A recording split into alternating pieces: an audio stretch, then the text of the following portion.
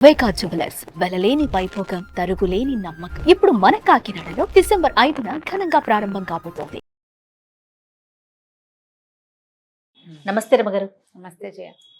రమగారు, శివుని సాక్షాత్కారం, ఆయన సాక్షాత్కారం పొందాలంటే ఏం చేయాలి? ఏ మార్గంలో పయనిస్తే మనకు లభిస్తుంది అంటారు? అంటే సాక్షాత్కారం అంటే సినిమాలలో గడ్డిగా మన శివుడు ప్రత్యక్షం అయిపోతాడు అలా అని అనిపిస్తోంది కాబోలు, అంతే. అదే నా ప్రశ్న. శివుడు అంటే ప్రత్యక్ష రూపం కాదు కదా జయ. మనకేం తెలుసు, సినిమా కానీ డ్రామాలు కానీ నాటకాలు కానీ లేదా మనం సీరియల్స్ చూస్తాం, వీటిలలో ఏంటంటే శివుడు అనే ఒక వ్యక్తిని చూపిస్తారు మనకు తెలియడం కోసం. వీళ్ళకి శివుడు ప్రత్యక్షమై ఈ వరం ఇచ్చాడు అని తెలియడం కోసం వ్యక్తిని చూపిస్తారు. అందులో ఉన్న త్రిమూర్తుల్లో చాలా తొందరగా వచ్చేసేది ఆయనే. తొందరగా వస్తాడు, తొందరగా ఇచ్చేస్తాడు అని చెప్పుకుంటాం. మనకు అవి తెలుసు. శివుడు అట్లా సాకార రూపిగా మన ముందు ప్రత్యక్షం అవుతాడని, మనలాగానే ఇంకొంచెం ఘనంగా ఉంటాడని మనకు అదే తెలుసు. మనలాగానే ఉంటాడు, ఇంకొంచెం తెల్లగా ఉంటాడు, తర్వాత ఏ త్రిశూలం పట్టుకుంటాడు, మనలాగా బట్టలు గిట్లు కాకుండా ఏదో పులి చర్మం కట్టుకుంటాడు, ఏనుగు చర్మం కడతాడు, లేకపోతే పైన గంగమ్మను పెట్టుకుంటారు, గంగను పెట్టుకుంటాడు, మెడలో పాములు ఉంటాయి. మనకి తెలుసు కాబట్టి శివుడు అంటే ఇలా ఉంటాడు అని మనం అనుకుంటున్నాం. అవునండి. నిజానికి శివుడు ఇలా ఉంటాడా గ్యారంటీగా మనకు తెలుసా? మనకి బుద్ధి నిలవడానికి ఇలా ఉండి ఉండొచ్చేమో అన్న ఊహకి ప్రతిరూపంగానే మనం గీసుకునే చిత్రాలు, చూసుకునే ఫోటోలు, వారైనా మనకు పంపించే రకరకాల ఇమేజ్లు అవన్నీ. శివుడు అనే ఆయన ఈ ప్రపంచం మొత్తాన్ని లయకారకుడు, ప్రపంచం మొత్తాన్ని లయం చేసేవాడు. అవును కదా. ఇప్పుడు చూడు, ఒక 10 మందికి 20 మందికి మేలు చేసేవాడిని మనం మహానుభావుడు అంటాం. ప్రత్యేకమైన వ్యక్తులు. ఒక 5-6 వేల కుటుంబాలకి గురువుగా ఉండే ఆయన ఇంకా ప్రత్యేకం. ఏదో మంచి కళగా సాత్వికంగా వాళ్ళ మొహాలు కనిపిస్తాయి గురూజీలు మనకి. 100 మందిని 100 కోట్ల మందిని అట్రాక్ట్ చేయగలిగిన వాడు, ఇంకా వాళ్ళకి బోల్డ్ పవర్స్ ఉన్నాయి తెలుస్తుంది. మొత్తం ప్రపంచంలో ఉన్న ప్రాణికోటి అందరికీ ఆజ్ఞ జారీ చేయగలిగేవాడు మనలాగానే కాళ్ళు చేతులతోటి ఉంటాడమ్మా. ఇలాగే ఉంటాడా? ఇలా ఎలా ఉంటాడు? అలా ఊహించకూడదు అసలు.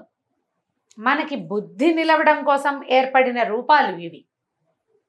నీ దృష్టి భగవంతుని యందు నిలవడం కోసం మొదటి, ఇప్పుడు ఊరికే గోడకేసి చూస్తూ ధ్యానం చేయండి అన్నారనుకో, గోడకేసి చూస్తుంటే అలా పోతూ ఉంటుంది కన్ను.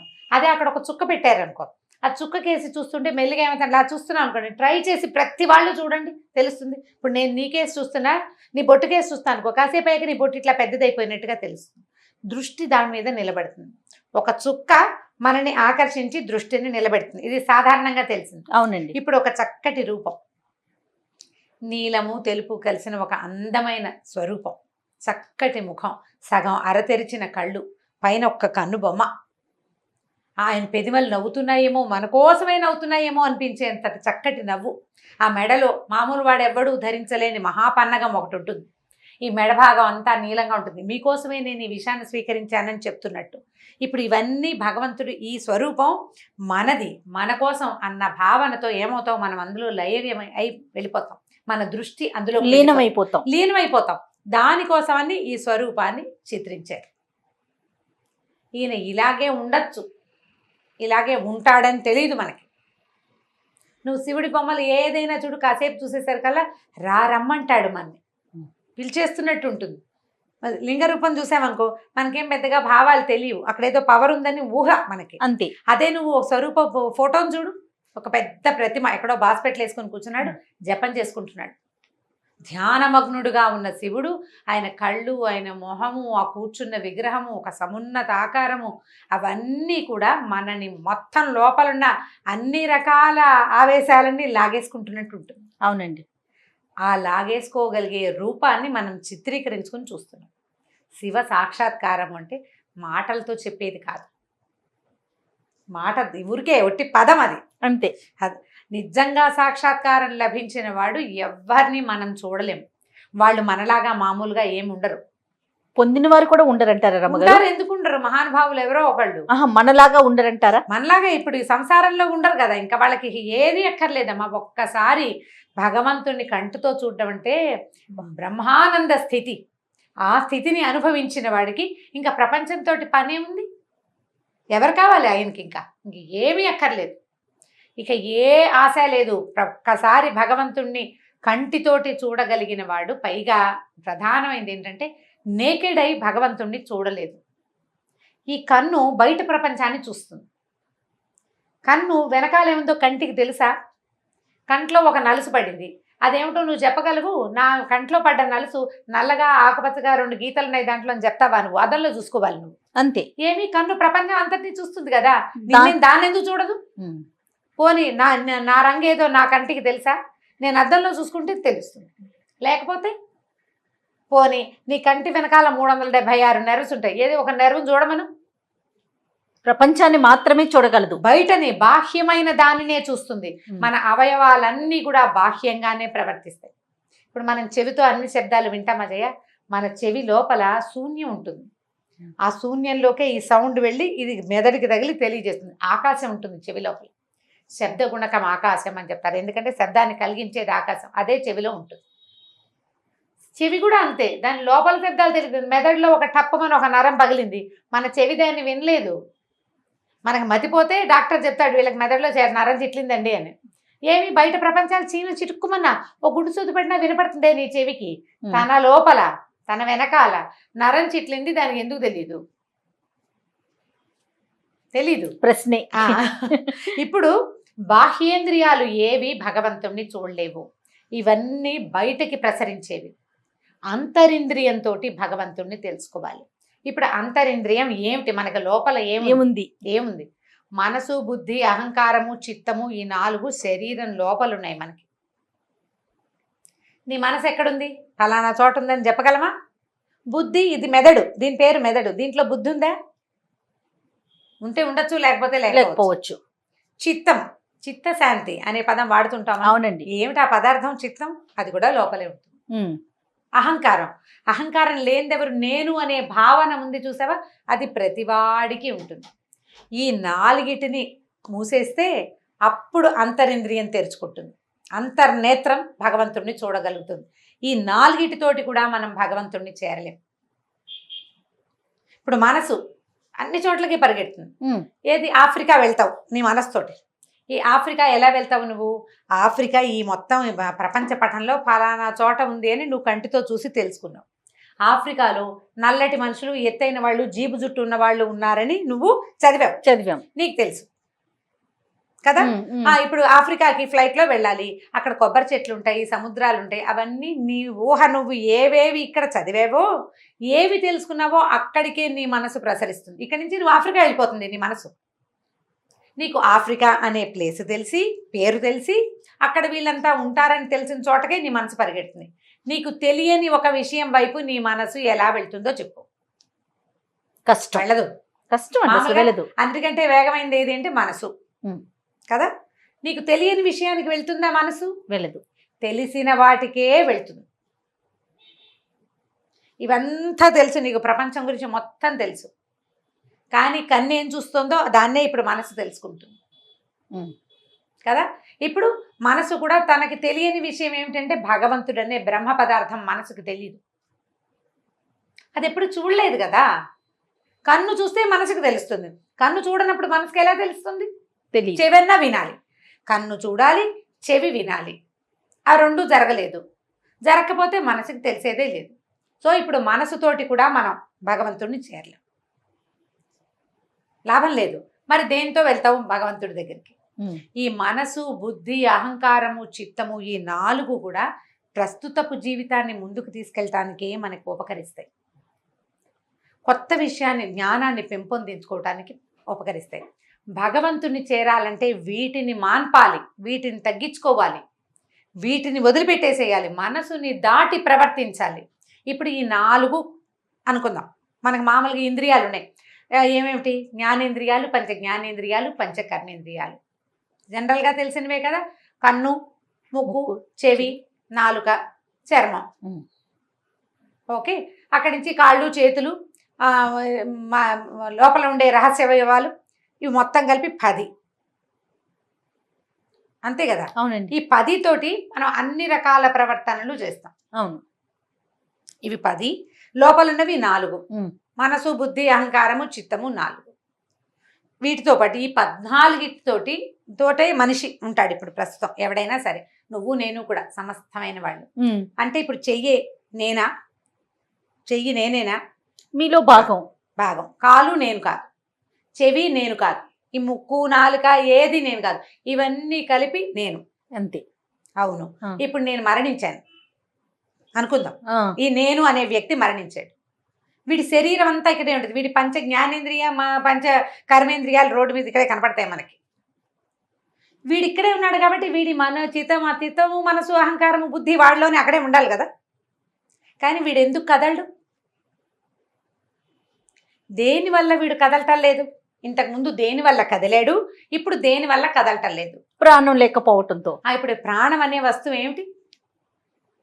ఈ ప్రాణం ఎక్కడికి వెళ్ళింది? ప్రకృతిలో కలిసిపోయింది. ముందు ఎక్కడి నుంచి వచ్చింది? ప్రకృతి నుంచే వచ్చింది. ఇప్పుడు ఆన్సర్లు కరెక్ట్గా ఉన్నాయి నీ దగ్గర. ప్రకృతిలోంచి వచ్చిన ప్రాణం ఒక ఇంత చుక్కలోకి ప్రవేశించి వాడిని ఇంత ఇంత ఇంత ఇంత ఇలా చేసి కాళ్ళు చేతులు అన్నీ వచ్చేలాగా చేసి ఇంత వాడిని చేసి బయటపెట్టింది. ఇంతవాడు అంతవాడయ్యాడు. తర్వాత ఇలా వంగిపోయాడు, తర్వాత వెళ్ళిపోయాడు. ఇప్పుడు వీడికి ఇంతగా ఉన్నప్పుడు ఒకడే కదా. అవునండి, ఒకడేనా? ఇప్పుడు వీని ఇంత నుంచి ఇంత దాకా వాడితో పాటే ఉన్నది, ఇప్పుడు ఎక్కడికో వెళ్ళిపోయింది. వెళ్ళి ఏం చేస్తుంది? అది మళ్ళీ ఇంతలోకి ప్రవేశిస్తుంది. ఆ జీవం ఎక్కడో ప్రవేశిస్తుంది. ఖచ్చితంగా ప్రవేశిస్తుంది అమ్మగారు. తప్పేది లేదు. ఎప్పుడు ప్రవేశించదు అనే దాని మీద మనం మాట్లాడుకోవాలి. ఇది తప్పనిసరి.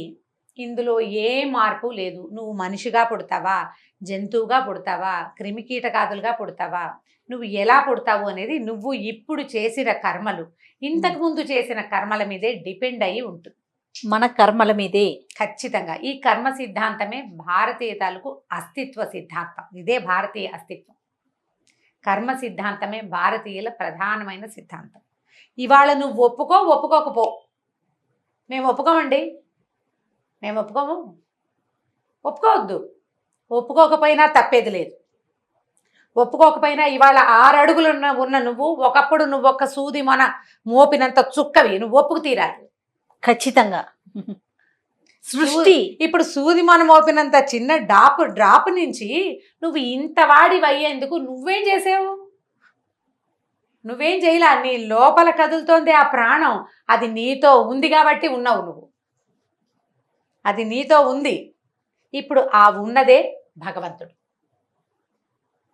అదే శివుడు. అది మనతో ఉన్నంత కాలం మనం ఉంటాం. అంతా నాదే. మరి ఎందుకు గుర్తించలేకపోతాం అంటారు? దాన్ని విష్ణుమాయ అంటారు.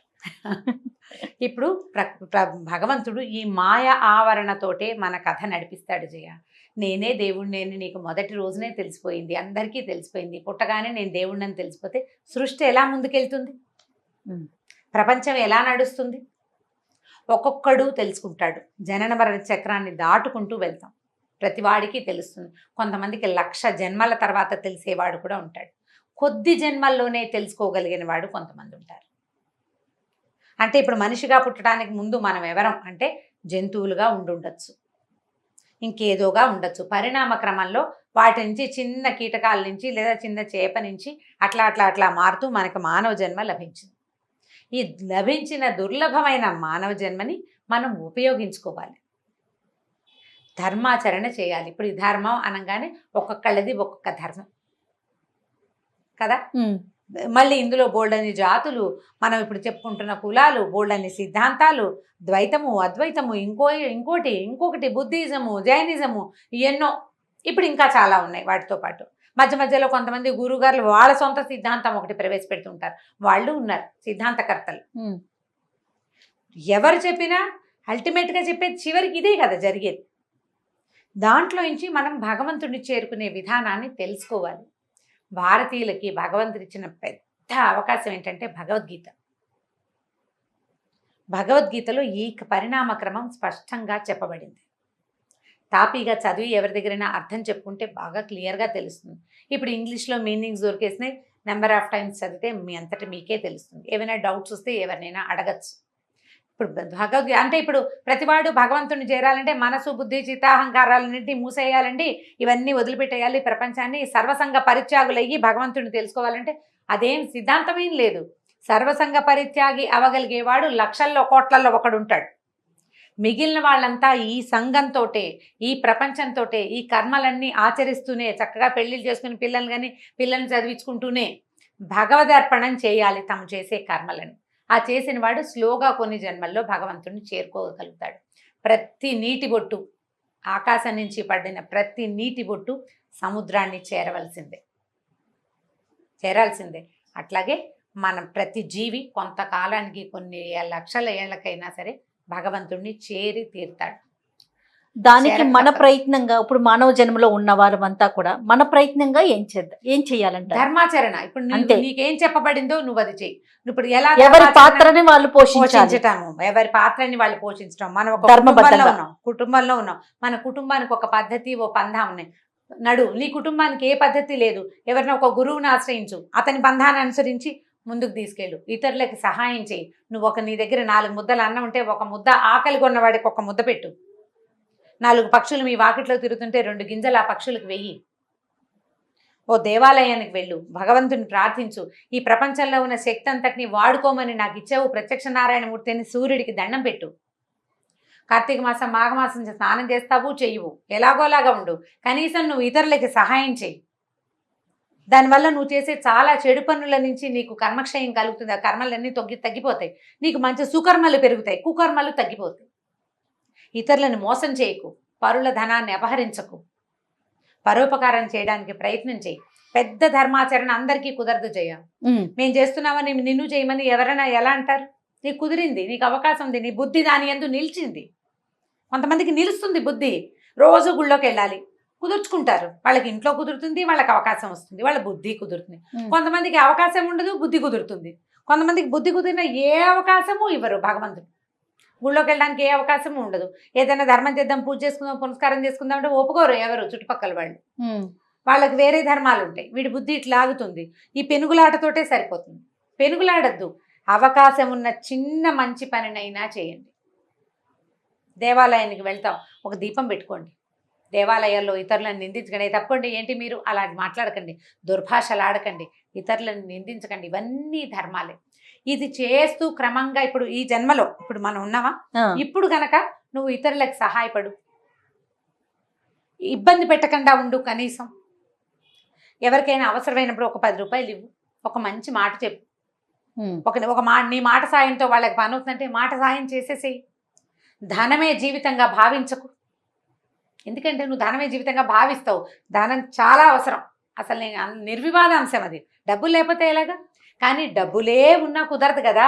అది డబ్బుల కోసమే ప్రయత్నం చేయొద్దు. అప్పుడప్పుడు కొంత ధర్మాచరణ కూడా చేస్తూ ఉండండి. అవకాశం ఉంది, కాలు చెయ్యి ఉన్నాయి, రోడ్డు దాటుతున్నారు, ఎవరికైనా చేయి పుచ్చుకొని రోడ్డు దాటిచ్చు. ఎవరో బ్యాగ్ మొయలేకపోతున్నారు, ఆ బ్యాగ్ తీసుకో. చిన్నవే కదా మనం చేయగలిగిన. ఇలాంటి ఆచరణ చేస్తుంటే తరువాత జన్మలో ఈ ఆచరణ ఉంది చూసావా, అది వీడికి కొంచెం ముందుకు తీసుకెళ్తుంది. లేదా జపం చేసుకుంటావు, నువ్వేదో పూజ చేసుకుంటావు, బాగా వెళ్తావు గుళ్ళకి, నువ్వు చేసినటువంటి ఇది ఉంది చూసావా, ఈ గుడికి వెళ్ళటము, లేదా ఏదైనా చక్కటి సంగీతం వింటాం, దేవుడు ఎదురుకుండా ఒక చక్కగా కూర్చొని పాటలు పాడడం, ఇలాంటివన్నీ తర్వాత జన్మకి క్యారీ అవుతాయి. మనిషి చనిపోతే ప్రాణాలు పోతాయి కదా, మామూలుగా మనం చెప్పుకుంటాం. అయితే ఏంటంటే లోపల పంచకోశాలు ఉంటాయి మనకి, అన్నమయ, మనోమయ, విజ్ఞానమయ, ఆనందమయ, 5 కోశాలు. లైన్ మర్చిపోయాను. 5 కోశాలు ఉంటాయి. వీటిలలో ఒక కోశం వ్యక్తులతోటి వస్తుందట, ఆ జీవుడితో పాటు. దానివల్ల ఏమిటంటే పూర్వజన్మ సంస్కారం అనేది వింటుంటాను చూసాము. అవునండి. ఆ సంస్కారము ఇలా వస్తుంది.